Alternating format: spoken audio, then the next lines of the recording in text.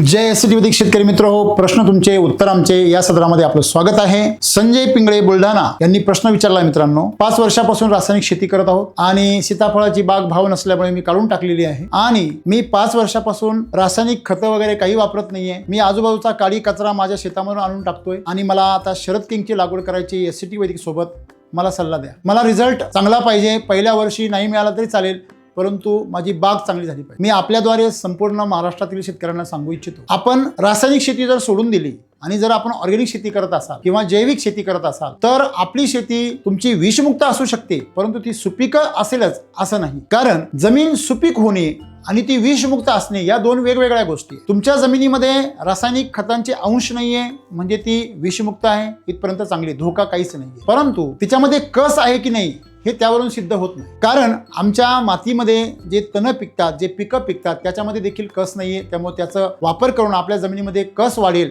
अशी कल्पना करणं म्हणजे आपण सूर्याला हवा फुंकून विझवण्याचा प्रयत्न। महत्वाची गोष्ट काय आहे याच्यामध्ये की आपल्याला एक लक्षात ठेवलं पाहिजे, जमिनीचा कस हा सेंद्रिय कर्बावर मोजला जातो। आपल्याला जर पाहायचं असेल तर आपण आपल्या मातीचं परीक्षण करू शकता आणि ते परीक्षण करून तुमच्या लक्षात येईल की तुमच्या मातीचा सेंद्रिय कर्ब किती आहे। त्यानंतर सर्वात महत्वाची गोष्ट म्हणजे एसटी वैदिकच्या आधारे तुम्हाला जर शरद किंग ही जर व्हरायटी लावायची असेल तर आत्ताच्याच काळामध्ये काही शेतकऱ्यांनी शरद किंग लावून अतिशय विक्रमी अशा प्रकारचं उत्पन्न काढलंय, आपण इथे काढू शकता। तुम्हाला जर लवकरात लवकर जर बहार धरायचा असेल, तुम्ही लागवडीपासून ते धरेपर्यंत एका वर्षामध्ये तुम्ही बाग धरू शकता आणि 1 वर्षानंतर तुम्ही साधारणतः बाग 24 महिन्याची होईपर्यंत तुम्ही तुमचं पहिलं हार्वेस्टिंग करू शकता, तेही अतिशय चांगल्या पद्धतीने। त्यासाठी तुम्हाला अधिक मार्गदर्शन आमचे अधिकारी करतील। 866 9 200 225 सोमनाथ वरकड सर यांना आपण फोन करावा, त्यांच्याकडनं आपण सविस्तर मार्गदर्शन आणि शेड्यूल घ्यावं आणि त्या पद्धतीने आपण जर बाग पिकवली तर आपल्याला पहिल्याच वर्षी शरद किंगचं खूप चांगलं उत्पन्न तुम्हाला काढण्याची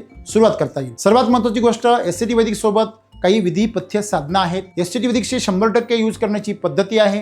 ह्या सर्व गोष्टी तुम्ही व्हिडिओच्या माध्यमातून, प्रशिक्षणाच्या माध्यमातून आपण साध्य करू शकता आणि ते सगळं घेऊन आपण जर वापर केला तर आपण खरोखर पहिल्याच वर्षी चांगल्या प्रकारे तुम्ही यश मिळवू शकता। मग यामध्ये आपल्याला बेसल डोस टाकायचे आहेत, त्याचबरोबर पाण्याचं व्यवस्थापन आपल्याला व्यवस्थित करायचं आहे आणि आपल्याला कुठल्याही प्रकारे जैविक, ऑर्गॅनिक किंवा इतर कुठल्याही निविष्ठांचा वापर करायचा नाहीये, तो टाळायचा आहे। तर अशा पद्धतीने आपण जर शेती केली आणि घरचं तुम्ही जर मिल्क चार्जर गायींना किंवा म्हशींना वापरून तुम्ही जर गोअमृत बनवलं तर तुमची शेती अतिशय सुंदर प्रकारे पिकेल आणि तुम्हाला जे अपेक्षित यश आहे त्याही पेक्षा खूप चांगल्या प्रकारे यश तुम्हाला मिळेल। धन्यवाद।